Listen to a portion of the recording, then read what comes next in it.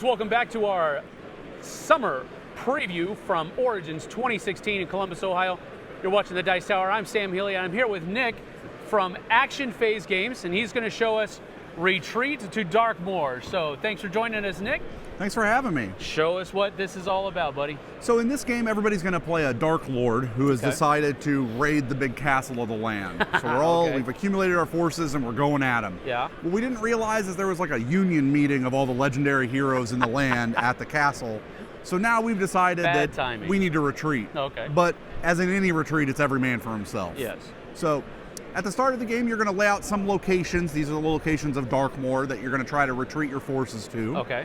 You're also going to set up a stack of legendary heroes that are kind of going to be chasing us away. All right. And then everybody's going to draw 5 cards from their own deck. Okay. Our decks are identical.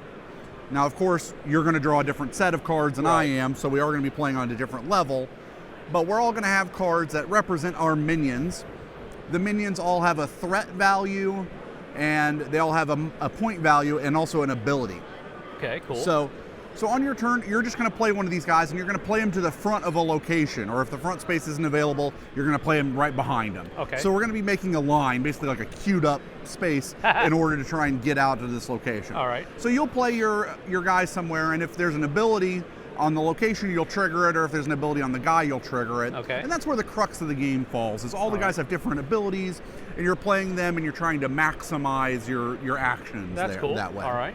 So we're going to line up guys in this row, playing cards, and eventually you're going to get to enough peril here that this legendary hero is going to attack. Okay. Exactly, and the legendary heroes have an ability too. Sometimes they'll attack a specific type of guy, or they'll make these guys worth more points, or etc. Okay. But in general, the rules of the game will say that they're going to defeat the last monster in the row. Okay. They'll attack just the one location. So if you and I had played guys here and here, she would only attack this location. The one that breaks first. Exactly. Okay. And she would defeat the last guy in the row. And this happens at the end of your turn. Okay. So if you defeated one of my guys, you would get 2 victory points. Okay. Then there are some abilities that trigger on when the legendary hero attacks. Okay. If none of those happen, these guys just get to retreat. They flee off to the location. Okay. And then you get victory points that are listed on them? Exactly. At the end of the game, you're going to score victory points based on all your guys that made it off. Okay. And also, whoever has the most peril at a location will score the location. Most peril, which is this one right here. Right, okay. Exactly. It's the same thing that triggers the attack. Yeah. So once she's attacked, you discard her, and on the next turn, you draw another one. Exactly. Okay. And you just play until they've all been gone through. That's cool. And at the end of your turn, you just draw back up to 5, so you're just going to keep playing. So it's very tactical. You're trying to not be the last guy in the row, and you're just trying to manipulate it. I would imagine, I don't know, some of these can slip in between. They don't always have to be the last one. Exactly. There's one guy that'll slip in between. There's one guy that'll put one, you pick a guy, and the Griffin actually here. You pick a guy, move them to the back, and put the Griffin where he was.